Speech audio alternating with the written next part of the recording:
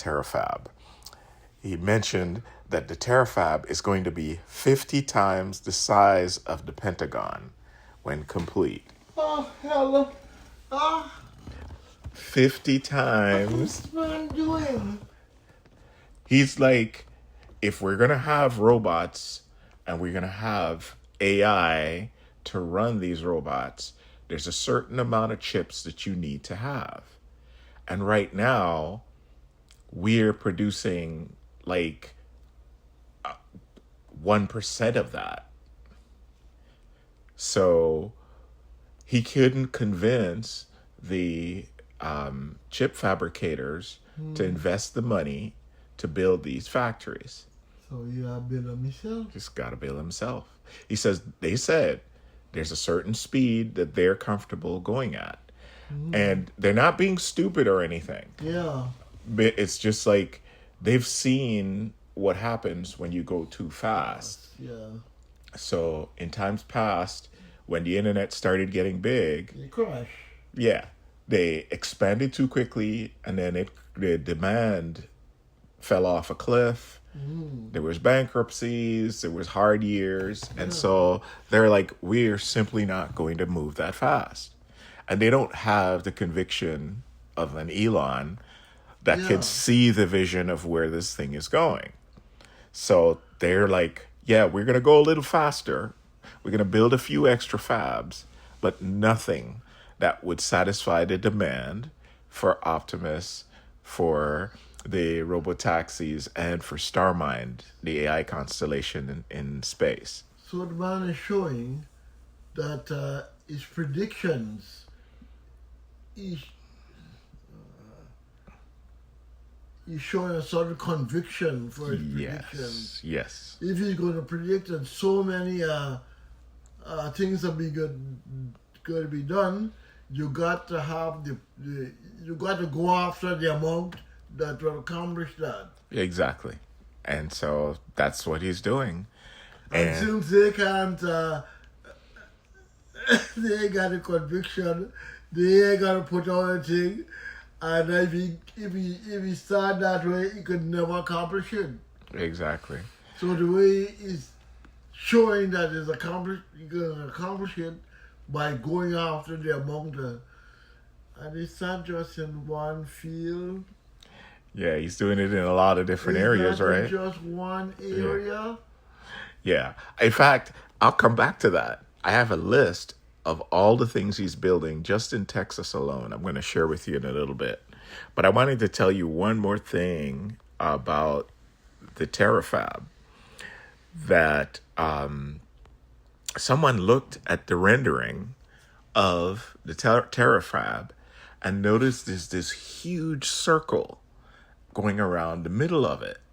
And he's like, hey, wait a minute.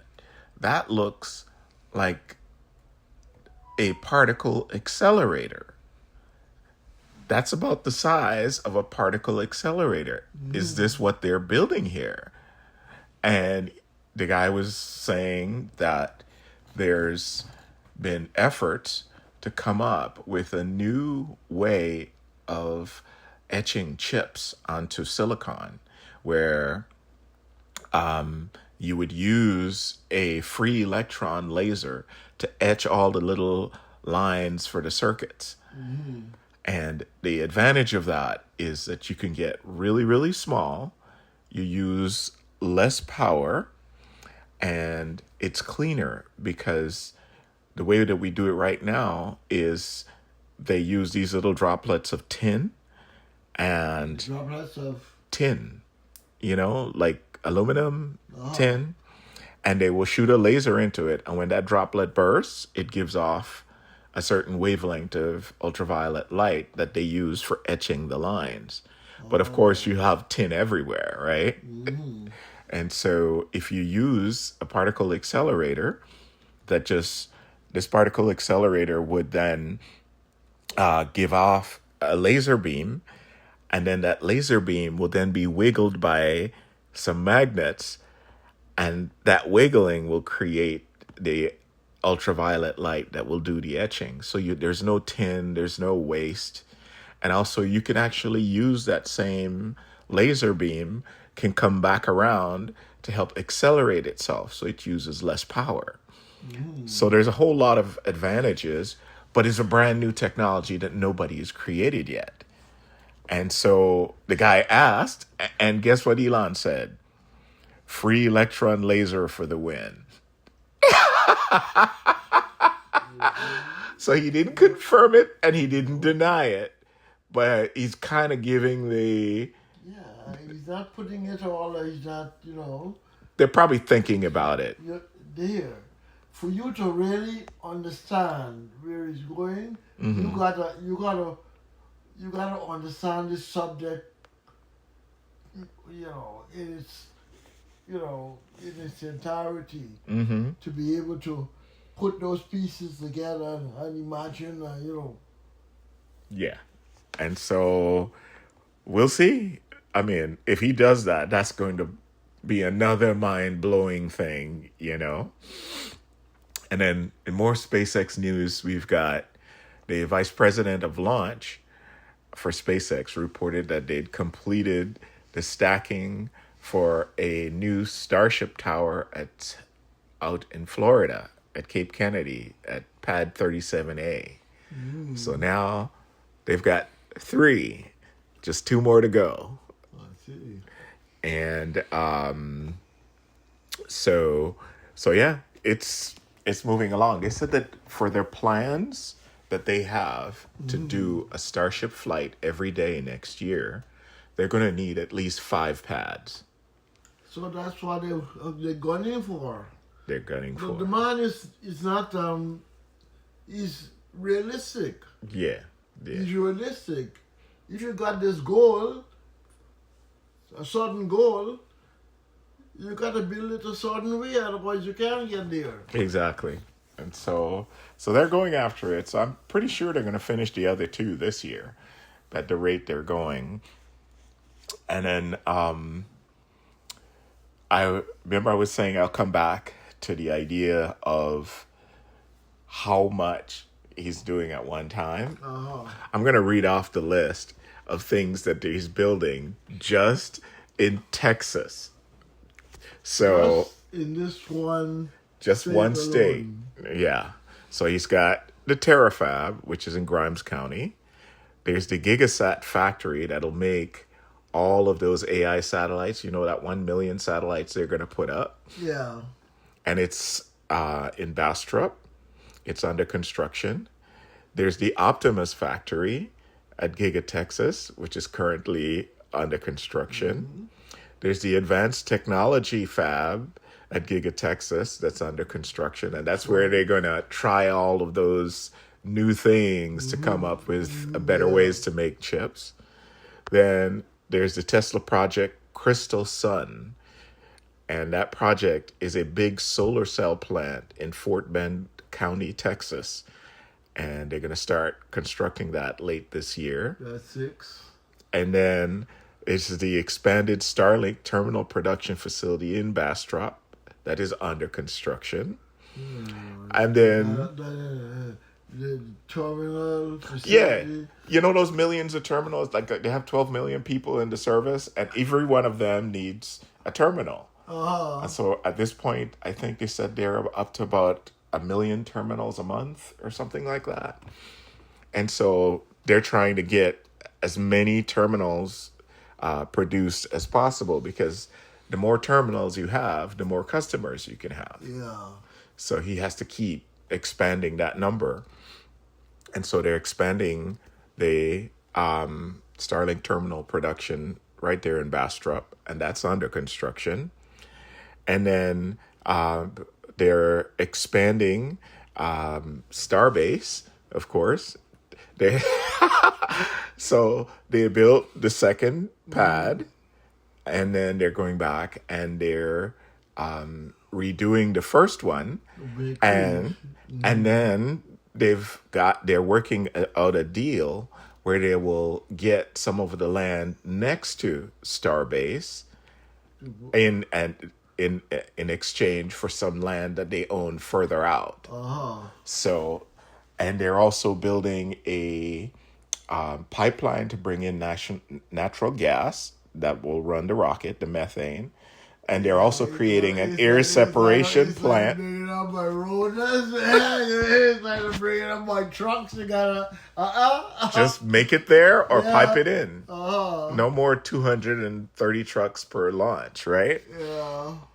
And then, of course, there's the Tesla Mega Factory 3 in Brookshire, Texas, and that just started production. That's going to make the Megapack 3 and the Mega Block, which is they're going to make the transformers and substation that you normally have to wait years for. They're going to just make it and put it together with the Megapacks, so you have one turnkey system that's cheaper and faster to install and smaller. Yeah. And you just plug it in, and then you can run your data center, or you can, save power from your solar panels or whatever. Ah. So it's just a faster way to get going. You have everything in a box, kind of. Yeah.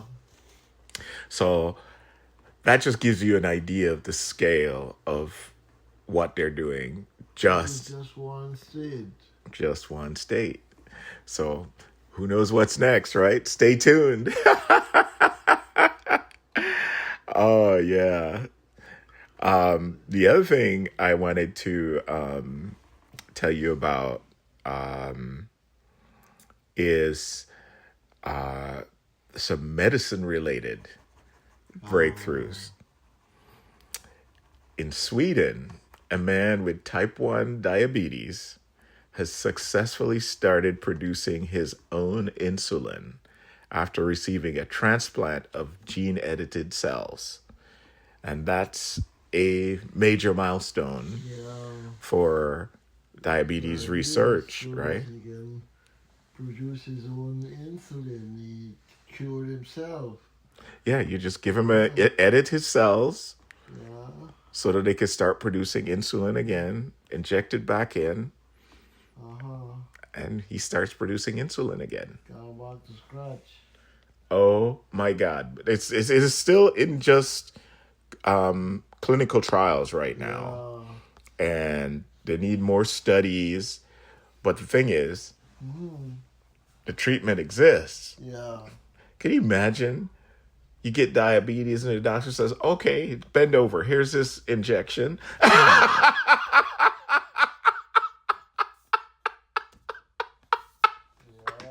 And you're done. You're done. There's no more needles. Insulin and this is all these different things you gotta. Gosh. Just done. One and done. It's fixed. So I just thought that was amazing. There's just so many diabetics around the world. That would be, when that gets out of the lab, that's going to be world changing, in my opinion.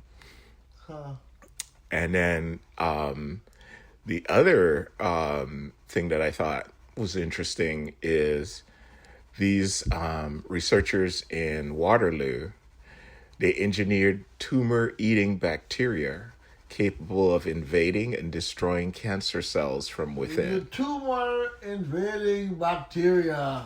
Yeah, you just inject it, and the bacteria eats the cancer. Yeah. Because, cancer has all kinds of means to protect itself, that'll create these shells around it. They will trick the cells that come to kill it. You just keep spreading out and spreading out once you are. So they just inject it, takes care of it, and it's over, And so that was pretty good. The other news in AI that I thought was interesting, I actually experienced yesterday. So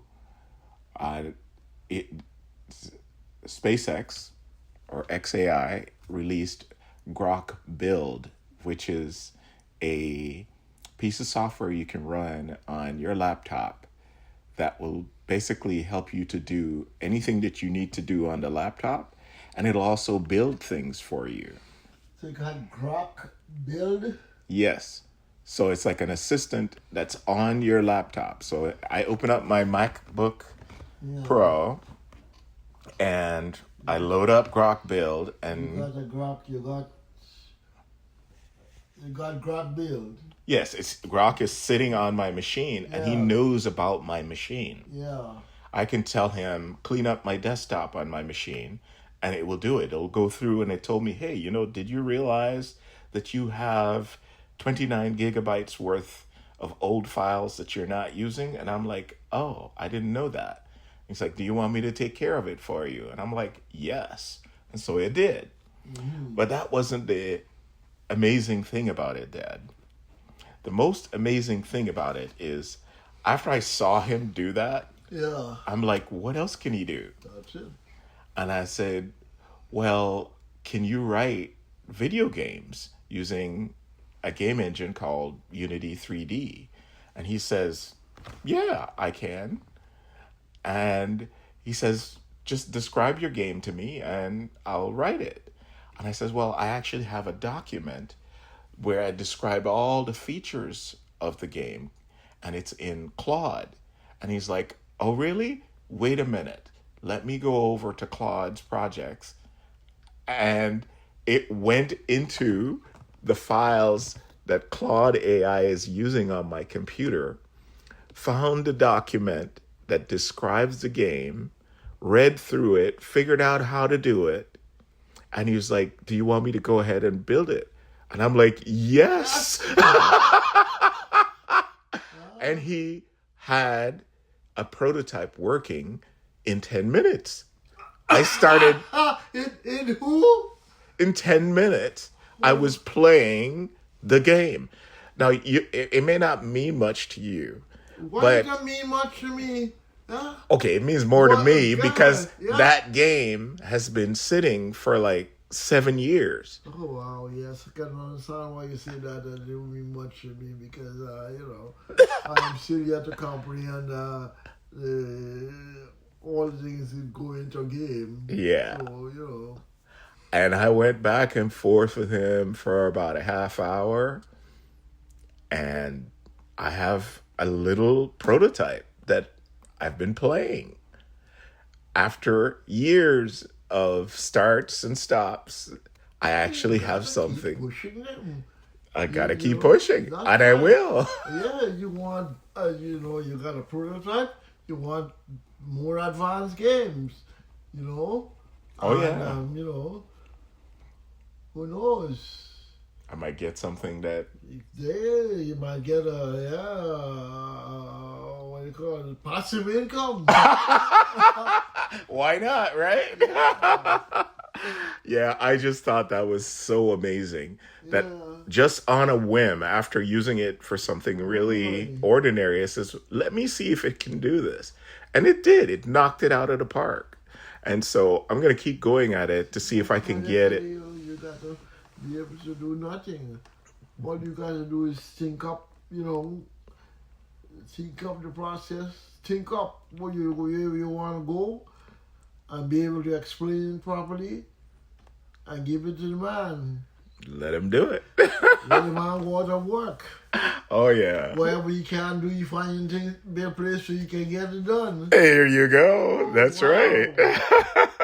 Yeah, it is so amazing to see what this thing can do.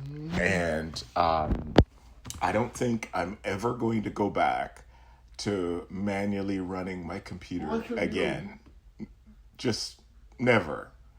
It's so much more Waste of capable. time. You It's a can't waste go. of time. It's if you're not interested in advancement. Exactly. Yeah. Exactly. You go back to using abacus. Yeah, that's right. Yeah, you're right. That's a good way to put it. That's a good way to put it. So, but yeah, I thought that was worth sharing, is that Grok Build is an actual advance in using a computer. It's way better than you using it yourself. And so we're moving. But I still have to go over with you what we talked about, which is We left off SpaceX. How many different impactful companies came from people that used to work at SpaceX? SpaceX, yeah. That's one of the things that I think we said we will cover.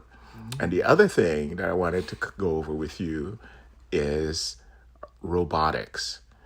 Why is it that a robot such as Tesla Optimus could revolutionize the world? There's something about it that a lot of people don't realize yet, that a guy was bringing up on Twitter today. And I think in our next episode, we should go over that. Sounds interesting, right? That sounds... Stay tuned. Yeah.